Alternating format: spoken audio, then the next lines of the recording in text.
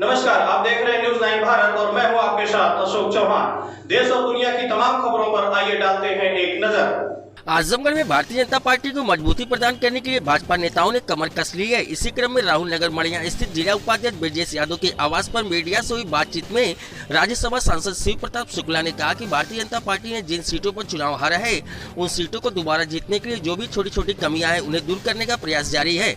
इसी क्रम में हम अपने कार्यकर्ताओं के साथ जगह जगह बैठक कर रणनीति तैयार की जा रही है। साथ ही उन्होंने यह भी बताया कि भाजपा सरकार ने जो 3 कृषि बिल पास किए हैं उस पर पंजाब, हरियाणा और पश्चिमी उत्तर प्रदेश के कुछ लोगों द्वारा भ्रामक अफवाहें उड़ाकर किसानों को गुमराह किया जा रहा है और कहा जा रहा है कि जब तक बिल निरस्त नहीं किया जाता तब तक वार्ता नहीं होगी।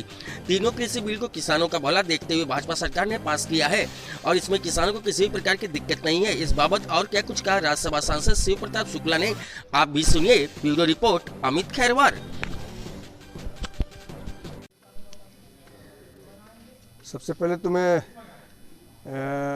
ये आप लोगों को धन्यवाद दूंगा कि इतने सवेरे आप पहुंचे आए। और मैं अपने कार्यकर्ताओं को ये कह रहा था कि इतने सवेरे मीडिया के लिए बहुत परेशानी होती है, फिर भी मैं यहाँ आया हूँ। भारतीय जनता पार्टी ने यह तय किया है कि जो पूरे प्रदेश में जो विधानसभा हम चुनाव हारे हैं उस विधानसभा को इस बार विधानसभा के चुनाव में जीतने के लक्ष्य बना करके कार्य किया जाए। इसी नाते कल मैं 2 बैठकें सगड़ी विधानसभा की किया। आज पुनः 2 बैठक मुझे मंडलों की करनी है और इस नाते आजमगढ़ में पहले से भी भारतीय जनता पार्टी के जो जीत की स्थिति होती बहुत नहीं बन पाती है, तो विशेष तौर पर उसी के लिए मैं आया हूं और हम लोगों का प्रयास होगा कि निश्चित रूप से हर परिस्थिति में जो कमियां हैं उन कमियों को दूर कर करके और उन सीटों को जीता जाए, ये विशेष करके उद्देश्य रहा है। इसके साथ ही आप लोगों से जो वार्ता करने का ये भी था कि जिस प्रकार से 3 कृषि बिल जो आया है पार्लियामेंट में उस पर पंजाब, हरियाणा और पश्चिमी उत्तर प्रदेश के कुछ लोग जो विवाद कर रहे हैं और जिनका ये है कि नहीं, बिना तीनों बिल रद्द किए हुए हम वार्ता नहीं करेंगे, उसके संदर्भ में भी कि जो हमने बिल दिया है वो किसानों के हित के लिए दिया है। इन प्रदेशों के लोगों को छोड़ करके पूरे भारत में कहीं भी इस प्रकार का आंदोलन नहीं है।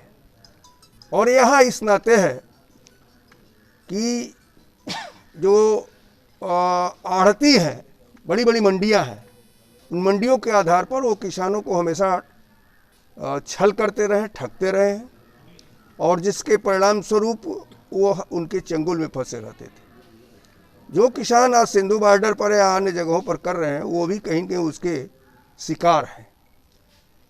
सरकार के बार बार कहने के बावजूद भी वार्ता करने के लिए कि ये जिद कि नहीं पहले कानून रद्द हो, जबकि सुप्रीम कोर्ट भी इसमें ये कह रहा है कि नहीं, आप रास्ता मत रोकिए, सबको जाने दीजिए, सब कुछ करिए।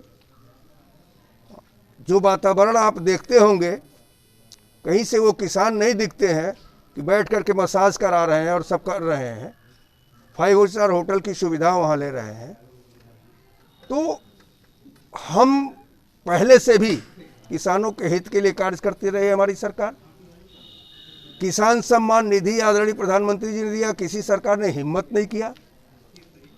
और कल फिर वही स्थिति आएगी कि 18,000 करोड़ रुपए केवल एक क्लिक के आधार पर 2,000 रुपये कर करके किसानों के खाते में जाएगा।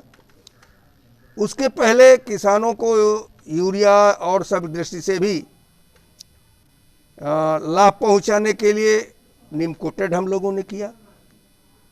उत्तर प्रदेश की सरकार स्वयं भी किसानों को बीज पर सब्सिडी दे रही है, सिंचाई में सुविधा देने का काम किया। तो किसान हमारी प्राथमिकता में है।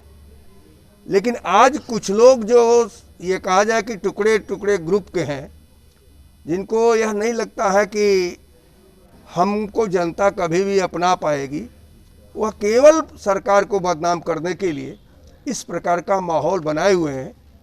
विशेष रूप से इस पर भी आप लोगों का ध्यान आकर्षित मुझे करना था, ताकि आपके माध्यम से स्थानीय आधारों पर जो है लोगों को इसकी जानकारी हो सके, यह विशेष करके रहा।